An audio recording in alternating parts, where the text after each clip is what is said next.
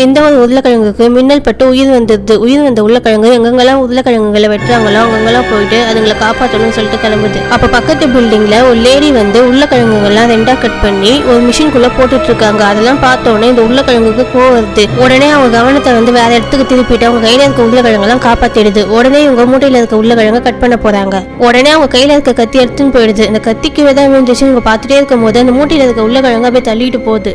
இனிமேல் வெட்டுறது கரெக்டா இருக்காதுன்னு சொல்லிட்டு மூட்டையில இருக்க உருளைக்கிழங்கு அப்படியே வந்து அந்த லேடி வந்து மிஷின்குள்ள போடுறாங்க. உடனே இந்த உயிர் வந்த உருளைக்கிழங்கு அந்த மிஷினோட பிளக்கை வந்து அப்படியே எடுத்து விட்டுது. என்ன மிஷின் ஒர்க் ஆகலன்னு இவங்க பார்க்கும்போது பிளக் வந்து வெளியே வந்திருக்கும். அந்த பிளக்கை இவங்க போட போகும்போது அந்த உயிர் வந்த உருளைக்கிழங்கு இவங்களை அட்டாக் பண்ண வரும். உடனே இவங்க உருளைக்கிழங்கு சீவி எடுத்து அதை வந்து அட்டாக் பண்ண போவாங்க. உடனே இதை அவங்களை கீழே தள்ளி விட்டு உருளைக்கிழங்கு கட் பண்ற மிஷின் அவங்களுக்கு நேராக கீழே தள்ளி விட்டுரும். அதுக்கப்புறம் அந்த மிஷினை ஆன் பண்ணி விட்டுரும். அதுக்குள்ள இவங்க மாட்டி அவங்க இறந்து போயிடுவாங்க. இதுக்கப்புறம் யார் யாரெல்லாம் உருளைக்கிழங்கு வெட்டுறாங்களோ அவங்களெல்லாம் பழி வாங்கறதுக்கு இந்த உருளைக்கிழங்கு கிளம்புது.